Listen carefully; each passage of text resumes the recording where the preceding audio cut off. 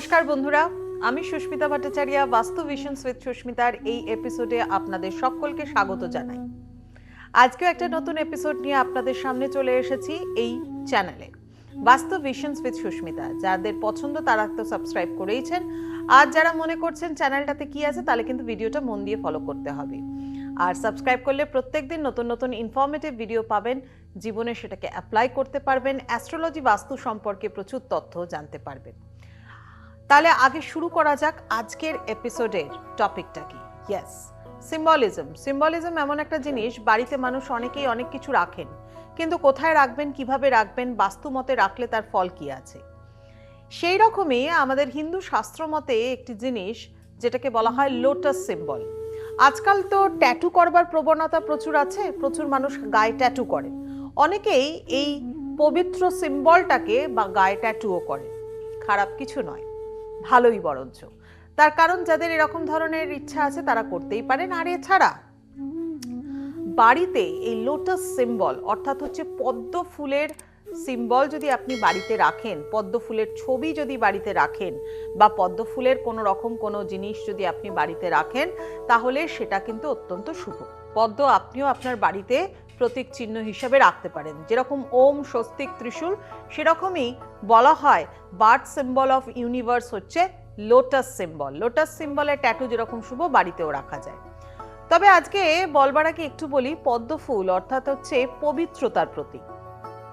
ভগবান বিষ্ণুর নাভি থেকে উত্থিত পদ্ম, ঠিক সেরকম পদ্মের ওপর অবস্থান করছেন ব্রহ্মা, পদ্মের ওপর অবস্থান করছেন মা লক্ষ্মী, মা সরস্বতী।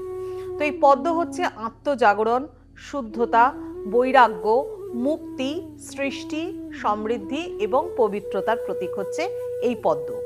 পদ্মবীজের মালাও কিন্তু আপনি অবশ্যই আপনার বাস্তুতে রাখতে পারেন। পদ্মবীজের মালা 108টি একসাথে করে রাখতে পারেন, পদ্ম বীজও আপনি বাড়িতে রাখতে পারেন, এটাও কিন্তু শুভ ফল দেবে।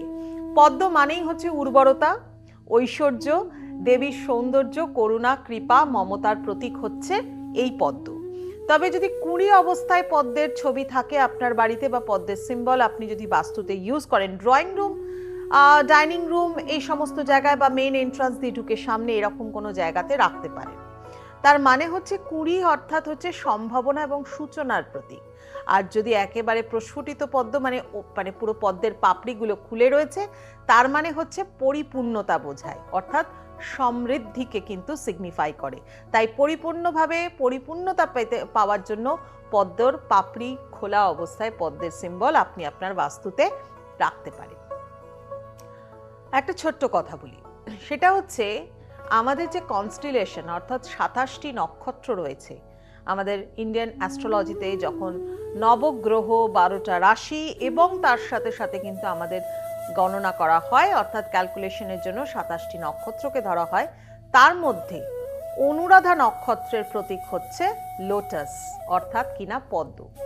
অনুরাধা নক্ষত্র হচ্ছে বলা হয় অ্যাকুমুলেটিং নলেজ রিলেটেড, মানে লিঙ্ক টু অ্যাকুমুলেটিং নলেজ বলা হয় এই অনুরাধা নক্ষত্রকে বলা হয়, অর্থাৎ সেই লোটাস যে কিনা আপনাকে জ্ঞান, বিদ্যা, বুদ্ধির প্রতীক হিসাবেও আপনি বাস্তুতে রাখতে পারেন, এবং আপনার সমৃদ্ধি সঞ্চয় হিসাবেও রাখতে পারেন। এবং বলা হয় এই অনুরাধা নক্ষত্রের যে রুলিং প্ল্যানেট সে হচ্ছে স্যাটার্ন অর্থাৎ শনি গ্রহ।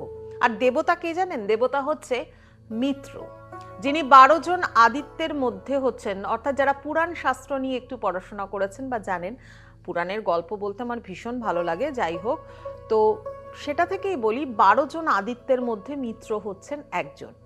মিত্র যিনি দেবতা অর্থাৎ অনুরাধা নক্ষত্রের দেবতা, তিনি হচ্ছেন বলা হয় সততা, চুক্তি, সূচনা, বন্ধুত্ব, সৌহার্দ্যপূর্ণ সম্পর্কের একটা ঐশ্বরিক প্রতীক হচ্ছেন মিত্র। অর্থাৎ এই সুন্দর সম্পর্ক, বাস্তুর মধ্যে সুন্দর পারিবারিক সম্পর্ক স্থিতি স্থাপনের জন্যও কিন্তু এই পদ্মের সিম্বল আপনি আপনার বাস্তুতে কিন্তু রাখতে পারেন। এবং এটা আপনার বাস্তুতে যদি আপনার মেইন এন্ট্রান্সের দিকে থাকে তাহলে সমৃদ্ধি, এবং নর্থ ইস্টের দিকে যদি রাখেন তাহলেও কিন্তু সুখ, শান্তি, সমৃদ্ধি এবং আনন্দতে ভরিয়ে তুলবে আপনার বাস্তুকে। অর্থাৎ বাস্তুর মধ্যে যেটা কেন্দ্রবিন্দু বা নেকটার যাকে বলা হয় সে হচ্ছে এই পদ্মের সিম্বল। যেরকম 7টি ঘোড়ার ছবি আপনি রাখতে পারেন বিজনেস ফ্লারিশমেন্টের জন্য দক্ষিণ দিকে, ঠিক সেই রকম বাড়িতে যেরকম কচ্ছপের প্রতিমূর্তি রাখতে পারি আমরা উত্তরে রেখে পশ্চিমে মুখ করে, অর্থাৎ সুস্বাস্থ্য এবং লংজিভিটির প্রতীক হিসাবে, ঠিক সেরকম পদ্মকেও কিন্তু রাখা যায়। সুন্দর পবিত্রতা এবং আপনার পারিবারিক সম্পর্ক, দেখুন আপনি হয়তো অর্থ আছে আপনার হয়তো, কিন্তু আপনি সুখ পান না। সুখে থাকবার জন্য সুস্থ থাকারও কিন্তু প্রয়োজন আছে। সুস্থতা, শান্তি সমস্ত কিছুর প্রতীক হিসাবে পদ্মকে কিন্তু ঘরে রাখতে পারেন।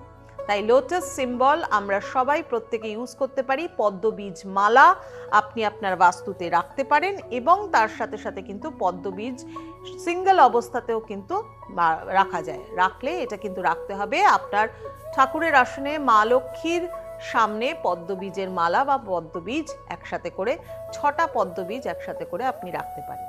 যাই হোক, এরকমই ইনফরমেশন জানতে গেলে অবশ্যই ভিডিওগুলো কিন্তু ফলো করতে হবে। আর একই নামে আমাকে পেয়ে যাবেন কিন্তু বাস্তু ভিশনস উইথ সুস্মিতার এই নামেই আমাকে ফেসবুকে পাবেন এবং ইনস্টাতেও পাবেন। প্রচুর রিলস যা সম্পর্কে, সেখানে রিলসেও কিন্তু প্রচুর ধরনের ইনফরমেশন বা প্রচুর ধরনের বাস্তু সম্পর্কিত তথ্য আছে। আগাম সময় সম্পর্কে বা যে কোনো ধরনের যোগ, সময়, হরোস্কোপ, এভরিথিং এই ধরনের ভিডিওস আপনারা পাবেন।